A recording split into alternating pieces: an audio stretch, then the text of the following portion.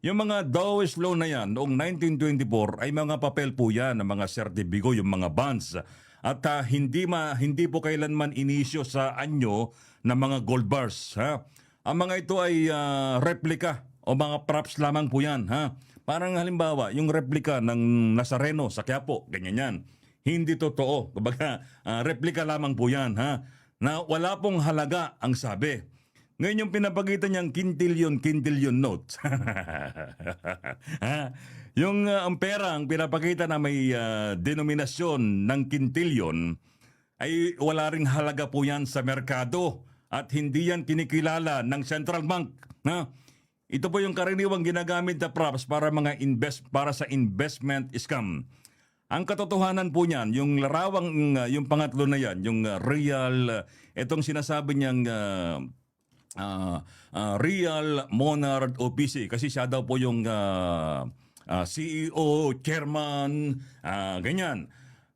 Nung nadoklasan po namin na ito po yung rehistro sa SEC na may number 20, 202303009265 ito po yung nung pang March 27, 2023. Ang kumpanyang ito ay hindi po nag-update ng kanilang reportorial requirements at walang ring rehistro sa BIR. Ibig sabihin kasi, pag ikaw po ay rehistrado bilang isang SEC, dapat yan nakaano ka rin sa BIR. Pero hindi po sila rehistrado sa BIR. Kaya ito po ay malinaw na ito po ay isang senyales na hindi po lehitimo ang operasyon nito at hindi maaring magkaroon po ng lehitimong bank account. Paano ipapadala sa kanya yung perang trilyon-trilyon kung wala naman siyang lehitimong bank account? Alam nga ibigay sa kanya yung pera. O to, ay buitikal, ito na yung trilyon. Wala pang tanongin nyo ngayong ano nyo kung ano bank account niya. Tapos kung masakit yung lalamunan ko. Kung re-reviewin niyo po yung mga pinopost ng mga tauhan niya, may mga ginawa yan na ATM, RPL ATM machine, mga gawang AI, mga edit-edit, kinuha piyatas, lalagyan ng RPL. Kita mo talaga? At saka nagpapahamak sa kanya yung mga galamay din niya eh. Kasi kung ano ang pinagpo-post mga kababayan, ha? Yan, tapusin lang natin to, ha? Yung RPL Infinity 888 Giving Foundation Incorporated ay hindi po makita ang SEC records. Pero yung una, yung dalawa kasing ginagamit niya, ha, yung Real Monarch OPC. Natuklasan ko na ito'y rehistrado. Pero hindi nag-update po to kasi may mga ano yan kailangan i-update mo yan. Ha? At saka wala silang BIR permit, ganyan. Pero itong RPL Infinity na lagi niyang sinasabi ng una niya na hindi po yan rehistrado sa SEC.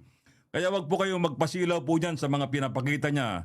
Yung mga maning na talagang kumikintab ng mga ginto. Pero mga peking ginto po yan at wag humaling sa mga sinasabi niyang quintillion. Quintillion ang pera ko, marami akong pera, ganyan, di ba? Sinasabi niya, marami akong pera, ganyan. Yan po yan ay dinisenyo para makuha ang tiwala ng tiwala sa inyo at yung mga pera ninyo. Ang sabi ko natin, ang tunay na yaman po ay pinaghirapan po yan. Kaya sabi natin dito sa Mabuhay Radio, lagi kayo mag-verify kung ano yung sinusulat po namin dyan, ha? Tinataya po namin ang aming pangalan dito para lamang dito sa mga paglaban dito. Ngayon, yan, nakikita nyo po yung ibang pinapakita dyan, yung Zimbabwe, papaliwanag ko yung Zimbabwe $1 trillion, yung notes at boxes. Ang sabi niya dun sa kanyang live, kumuha siya ng isang bundle, hindi kayo makaubos ng isa nito. Sabi, pananakot ha, tignan natin, humanda kayo. Sabing ganon. Ngayon, ano ba yung Zimbabwe $1 trillion, ha? Ano ito? Yung mga bundle na pera na may $100 trillion notes mula sa Reserve Bank of Zimbabwe na may petsang 2008 yan, ha? Ngayon, anong katotohanan dito? Bagamat ito'y tunay na perang inisyo noon ng Zimbabwe, wala na po itong halaga bilang pambayad ngayon sa hyperinflation na tinatawag. Sa katunayan, tinanggal na ito itong currency na ito at pinalitan na, ha? Totoo yung pera pero hindi na po pwedeng gamitin. Kumbaga, expire na sa madaling salita, mga kababayan. Ha? Tapos iyan ang pinangyayabang niya. Ngayon, yung atang models na to, yung mga gold boxes, yan. Ilan pa lang yung pinapakita natin dito. Ha? Yung gold boxes na may tatak na Reserve Bank of Zimbabwe. May ano pa yan, BN, yan. AA 8000 ha. Hindi official bank equipment po yan ha.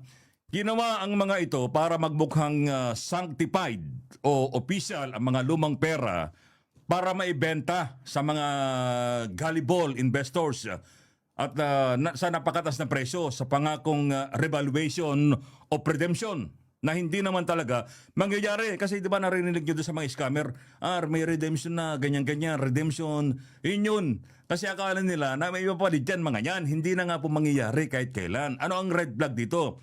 Yung diary yung pinapakita niya dyan, yan o. Yung kitang-kita po sa headline, yung The Philippine Star, sabi, ha? Tungkol po yan sa pag-absuelto kina Enrile, kina Reyes at Napoles noon. Ginamit ng mga scammer nito, mga dyaryo na may petsang October 2024, ha? Sa kasong ito bilang prop of life o prop of asset para ipakita na hawak nila ang yaman sa kasalukuyang panahon. Yan po yun. Ngayon, nakikita nyo sa mga, yan, nilagyan niya ng pangalan niya. Nakikita po natin sa mga imahe yung pangalan Ronald Boraligpitan. Nakadikit po sa mga asset na ito. Ha? Ito po yung mga classic na diskarte ng grupong nambubudol para magmukhang legit yung kanilang mga hinahawakan, mga kababayan.